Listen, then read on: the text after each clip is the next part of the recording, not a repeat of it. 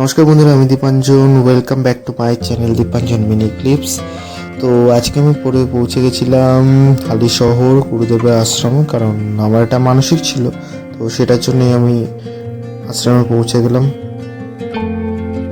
খুবই সুন্দর চারদিকে পরিবেশ, নির্মল শান্ত পরিবেশ। চারদিকটা দেখে না প্রচণ্ড ভালো লাগছে।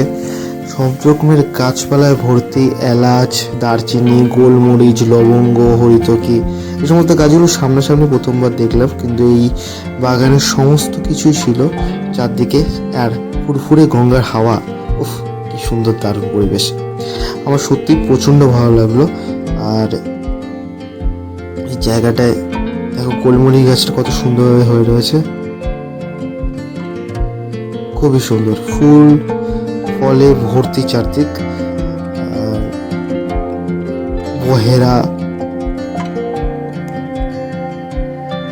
কামিনী ফুল গাছ প্রথমবার দেখলাম, কারণ কামিনী ফুল গাছ সচরাচর আমাদের এখানে দেখা যায় না।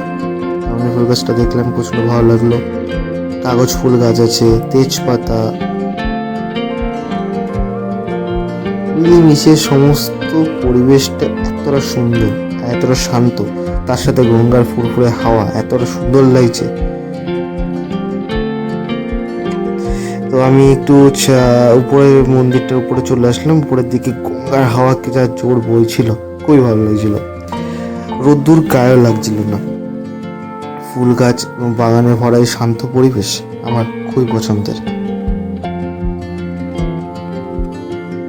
আমি এখন চলে যাচ্ছি গঙ্গার ঘাটের দিকে। সুন্দর গঙ্গার হাওয়া চারদিকে বইছে। ওই দূরে আরো একটি মন্দির রয়েছে, ওই কি মন্দির তো আমি বলতে পারবো না, কারণ আমি যাইনি ওই মন্দিরে। দূর থেকে দেখলাম খুব সুন্দর আছে, নৌকা বইছে। নৌকা যাওয়ার দৃশ্যটা দেখে না একদম সেই গ্রামের ফিলটা সুন্দর হয়ে আসছে, আর প্রচণ্ড ভালো লাগছে দেখতে।